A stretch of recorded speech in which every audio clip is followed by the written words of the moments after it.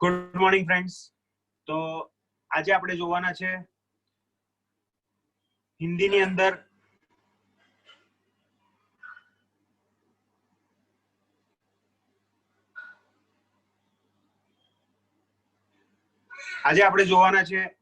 અંદર chapter number 1 to 4 નું revision.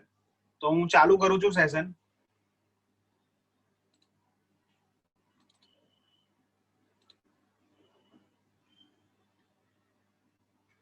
મિત્રો, पुनरावर्तन છે એમાં प्रश्न 1, निम्नलिखित रिक्त स्थानों को कोष्टक में से सही शब्द चुनकर वाक्य को पूर्ण कीजिए. बराबर. तो અહીંયા તમને ખાલી જગ્યા આપી છે. કાઉન્સમાં જે શબ્દ છે એના આધારે આપણે ખાલી જગ્યાને પૂર્ણ કરવાની છે. પહેલું છે सब लड़के अपने अपने खाली जगह जा सकते हैं. तो कहाँ पे जा सकते हैं? तो सब लड़के अपने अपने घर जा सकते हैं. बीजू है रमेश को बुखार था इसीलिए खाली जगह स्कूल नहीं गया. तो रमेश को बुखार था इसीलिए वह स्कूल नहीं गया. मित्रों एक सेकंड.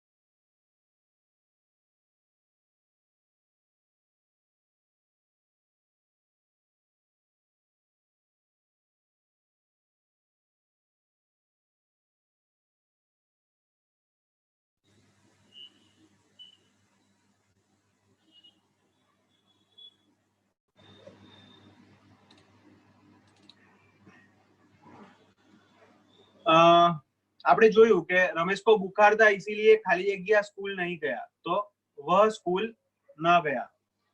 तीजू છે मीना और जैमिनी खाली जगह जा रही थी. तो मीना और जैमिनी बाजार जा रही थी. मैंने खाली जगह को दलदल से बाहर निकाला. तो मैंने बिच्छू को दलदल से बाहर निकाला. शिकारी हिरनी को खाली जगह ले गया. तो शिकारी हिरनी को अस्पताल ले गया. बराबर. आ रीते आवशे. હવે છે નિમ્નલિખિત પ્રશ્નો કે ઉત્તર. મિત્રો એક જ મિનિટ.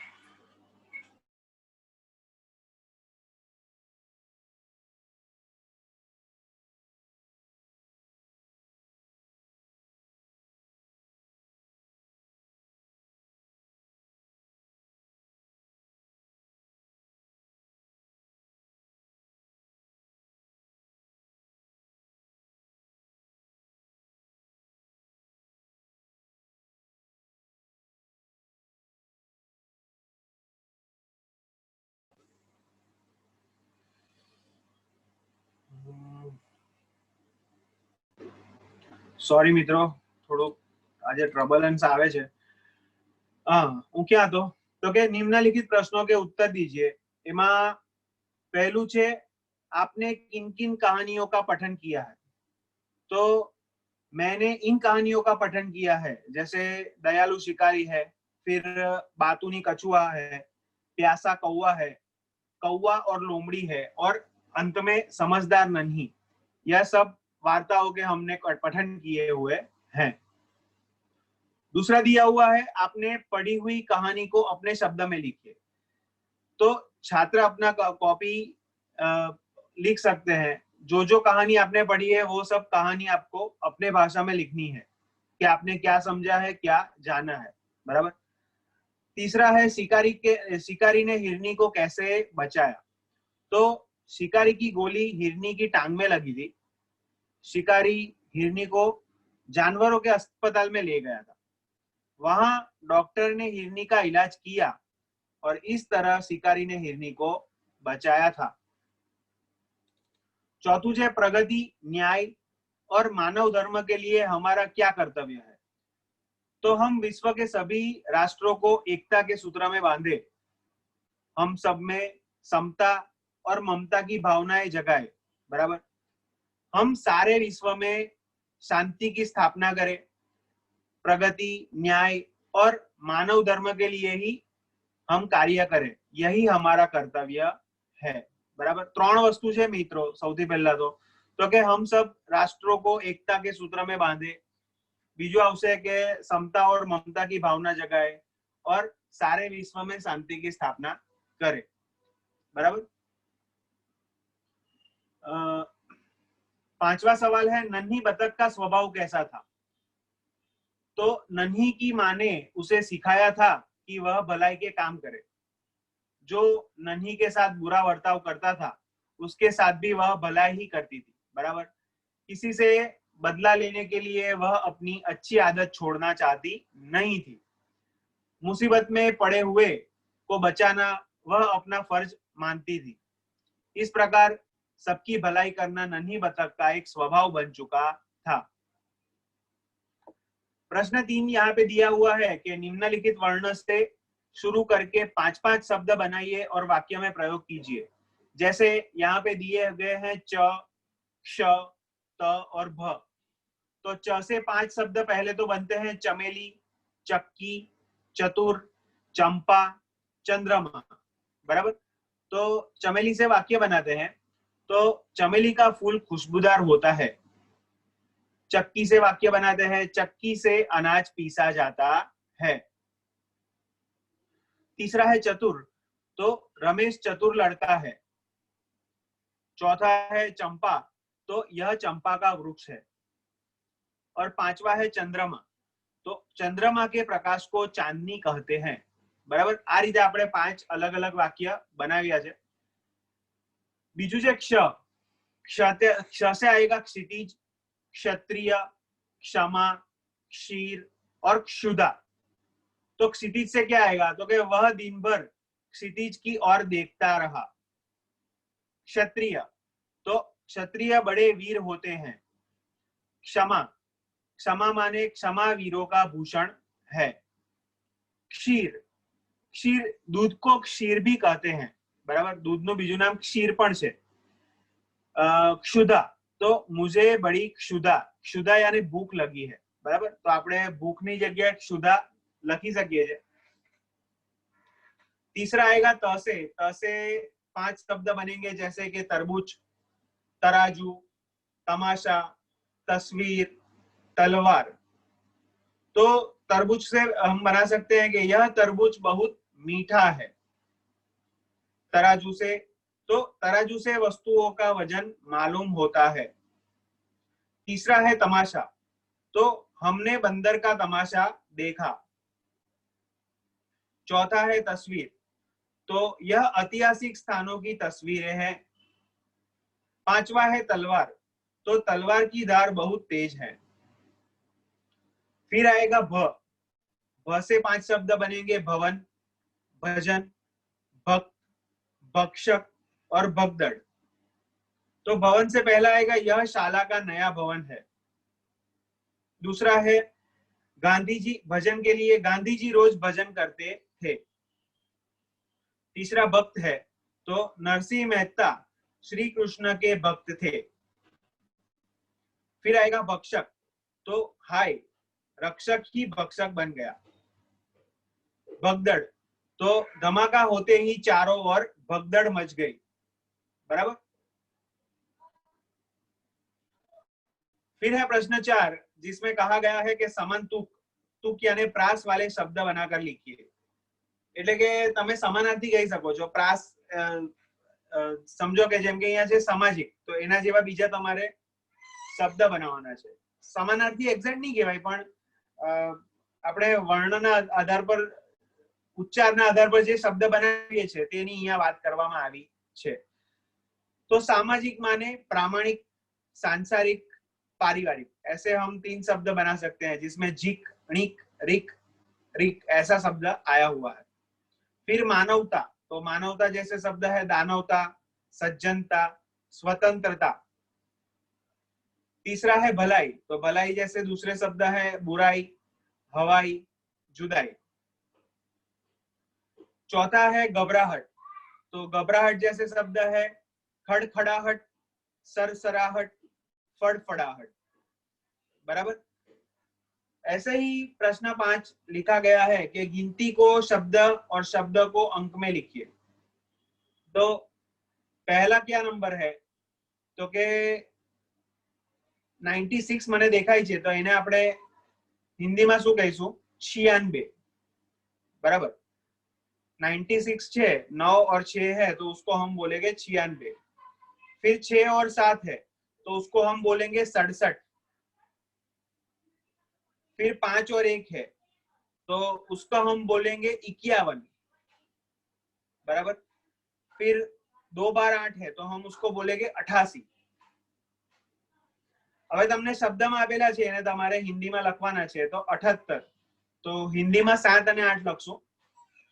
57, તો હિન્દીમાં 5 અને હિન્દીમાં 7 લખશું.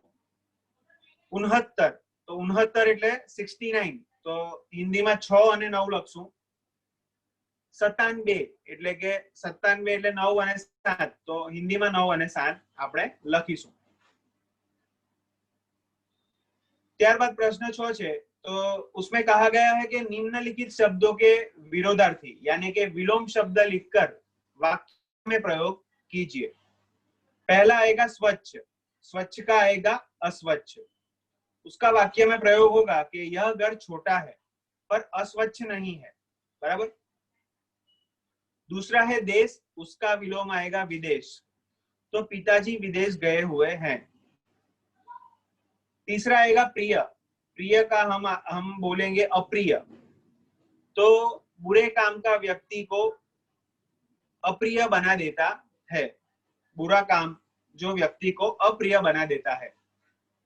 फिर चौथा आएगा अधिक, तो अधिक का आएगा कम, तो चाय में शक्कर कम है. एवी रीते प्रश्न 7 છે, निम्नलिखित शब्दों के समानार्थी शब्द लिखकर वाक्य में प्रयोग कीजिए. उसमें पहला आएगा सूर्य, तो सूर्य को हम बोल सकते हैं रवि. बराबर. तो दिन में हमें रवि प्रकाश देता है. दूसरा है भूमि यानी जमीन, तो यहाँ की जमीन उपजाऊ है. फिर तीसरा वाला है प्राण, प्राण यानी जान, तो दुर्घटना में 3 लोगों की जान चली गई. चौथा हमें कहा गया है कि सहसा, सहसा यानी अचानक, तो चलते चलते अचानक गाड़ी रुक गई. बराबर. अभी प्रश्न 8 देखेंगे कि नीचे दिए गए चित्र का वर्णन करते हुए 8-10 वाक्य लिखिए. અહીંયા તમને चित्र આપેલું છે, એના આધારે આપણે વાક્ય લખવાનું છે. तो હું બોલું છું, તમે સાંભળજો કે इस चित्र में गांव के नदी के घाट का प्रातःकालीन दृश्य दिखाया गया है. એટલે સવારનું દ્રશ્ય છે ગામડાનું. બરાબર. નદી કિનારા પાસે કેવી રીતની हलचल છે, શું થઈ રહ્યું છે તેની વાત અહીંયા કરવામાં આવી છે. पहाड़ के पीछे सूर्य निकल रहा है. बराबर.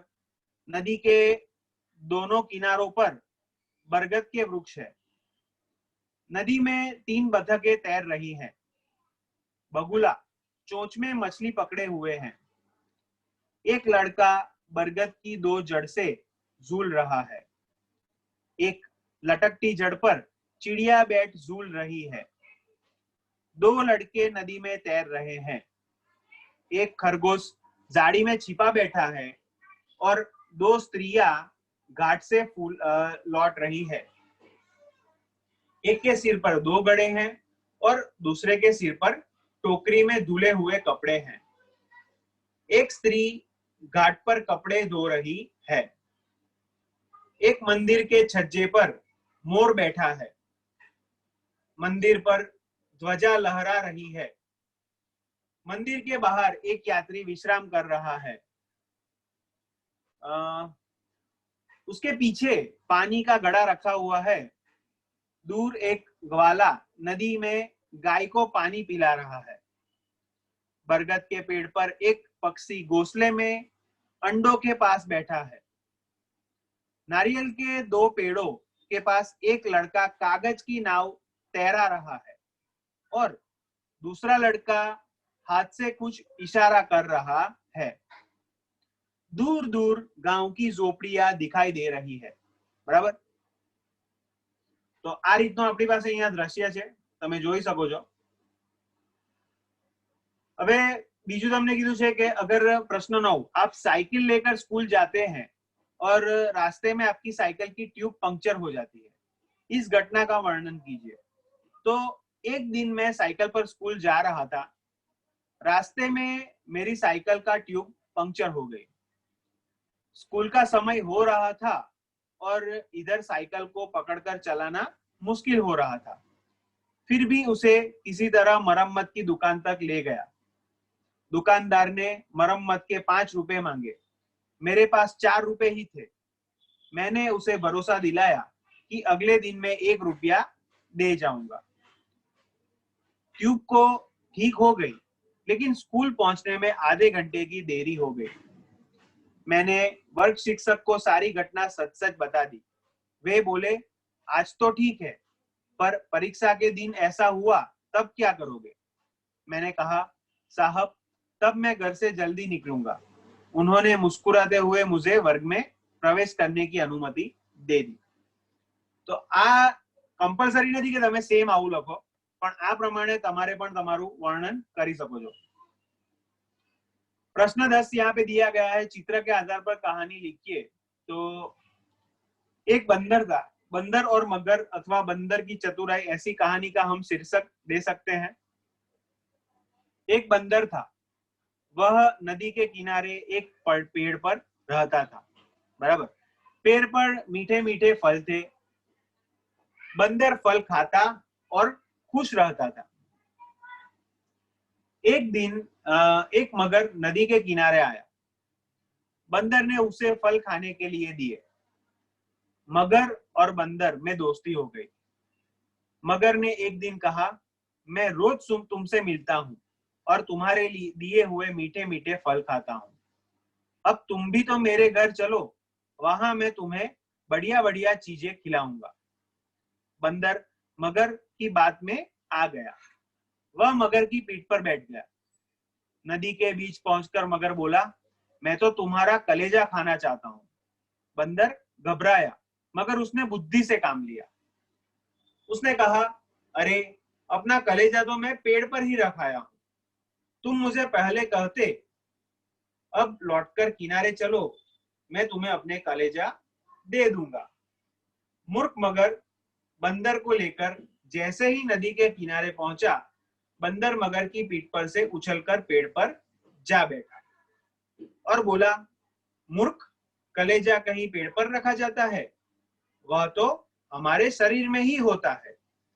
भगवान की कृपा से मैं तेरे जाल में से फंसने से बच गया। इस तरह बंदर ने चतुराई से अपनी जान बचाई। तो फ्रेंड्स, आ तो આપણું ચેપ્ટર નંબર 1 થી 4 નું રિવિઝન। બરાબર। આ પ્રમાણેના સવાલ જવાબ કે વ્યાકરણ અથવા તમને વાર્તા પરીક્ષામાં પૂછાઈ શકે છે। તો આ રિવિઝન તમે અવશ્ય કરજો। બરાબર। તો આ સાથે હું મારું આજનું સેશન કમ્પ્લીટ કરું છું। Thank you.